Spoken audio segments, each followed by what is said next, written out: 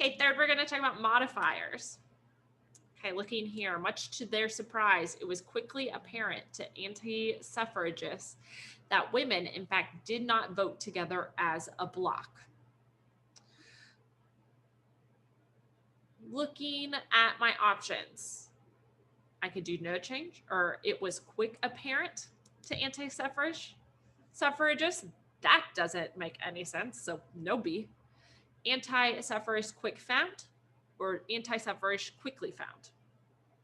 So now I know that I'm looking between A and D, because quickly goes with found, not quick found.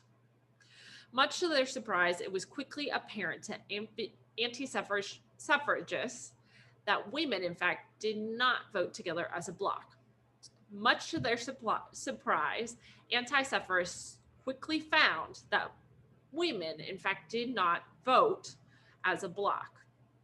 So what we're going to choose on these when we talk about modifiers is we want the options that are the most simple. So the ones that aren't wordy, that don't have a lot, it was quickly apparent to anti-suffragists, is very, very wordy.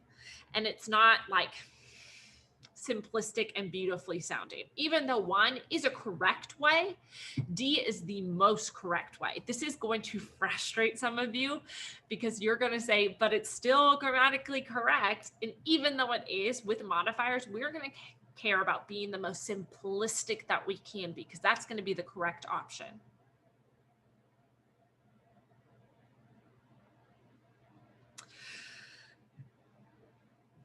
Okay.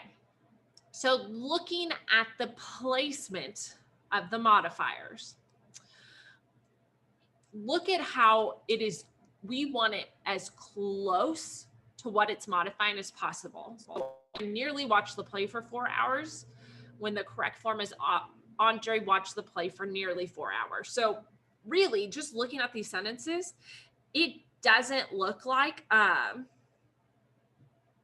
these two are incorrect, but they communicate different things. The first sentence makes you think that Andre almost skipped out and didn't watch the play. The second makes you think, oh, Andre sat in that play for almost 4 hours. So when we're looking at correct or incorrect for these two sentences, you have to know the context of the whole story to know which is the correct way, so that you know that what you're communicating is clear and can't be confused for something else. The second sentence says the art teacher handed out paints to students in individual containers. Or the art teacher handed out paints in individual containers to students. The first sentence makes it sound like students are sitting in a container by themselves. Could be true for COVID times, but that's not what it's trying to communicate. The paints are what's in the individual containers. A scholar athlete maintaining high grades in addition to playing soccer were expected of Mia.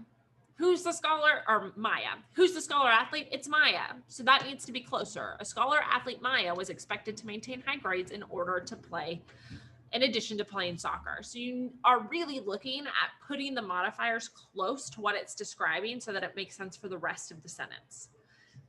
Looking correct.